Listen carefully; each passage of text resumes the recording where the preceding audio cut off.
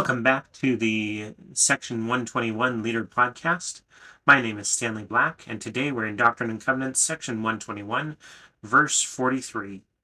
Reproving betimes with sharpness when moved upon by the Holy Ghost. So let's break that down.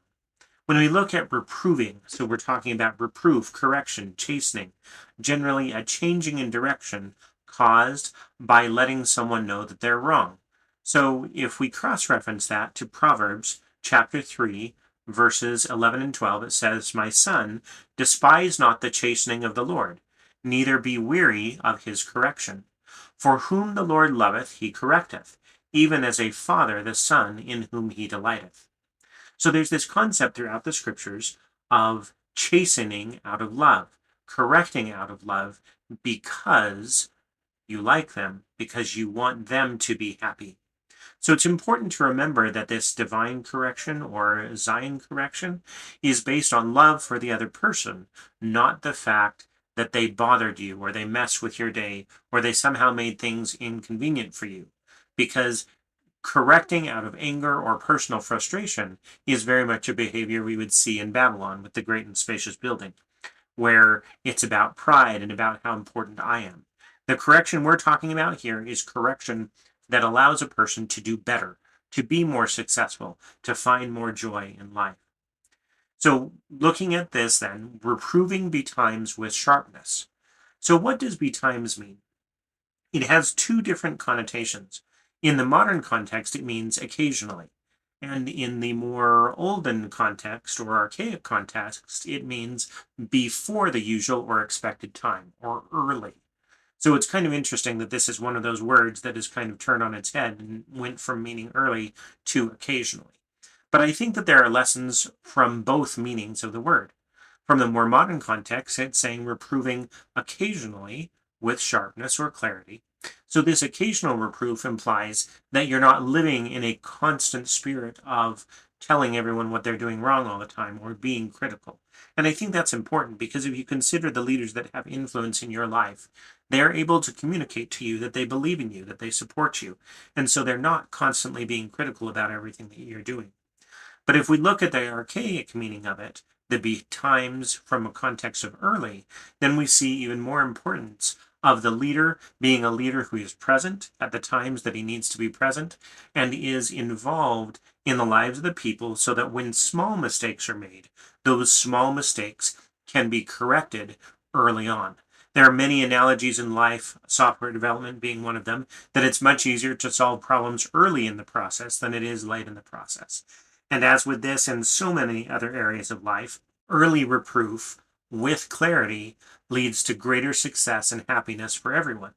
Another anecdote associated with this is for those who remember back when they did the first AI versus a human on Jeopardy, when they had the IBM Watson computer, they found that its learning was limited until they added the ability to correct it. In other words, when they added the ability to say, no, that's not the right answer, and have that processed by the AI, it was able to learn much more quickly and get to correct answers much faster. So reproof correction is important, and it's important to be done early, and it's important to do with great clarity and sharpness. But this does not mean that it's done out of a spirit of anger, because the following words are, when moved upon by the Holy Ghost. And this cross-references, of course, very well to verse 45, where it says, "Let thy vows also be full of charity towards all men."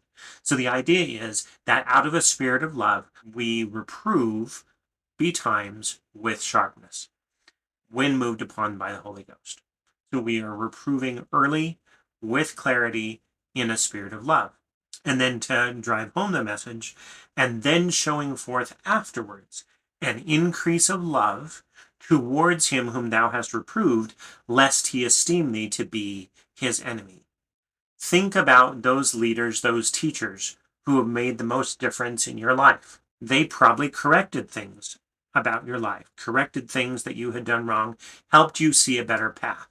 But they did it in a way that helped you feel loved. And because you felt loved, you trusted them and you were able to move forward and use that advice well. This is a critical piece and one of the other reminders to not be doing this reproving from the great and spacious building or in a spirit of anger, but rather be doing it in a spirit of love, so that you can reprove with great clarity, help the person understand the mistake they made, and then show forth afterwards that increase of love. Now, it's tempting, particularly in long-standing relationships, like the relationship of parents to children, to say, well, I mean, obviously, they know I love them, right? And that's easy to say, but the reality is, if they're feeling weak today, if they're feeling down, they may not remember that very well as they're trying to absorb the correction you gave them. So it's very important to show love in a way that can be clearly understood. A great resource on this is a book by Dr. Gary Chapman called The 5 Love Languages. This book talks about how different people receive messages of love in different ways.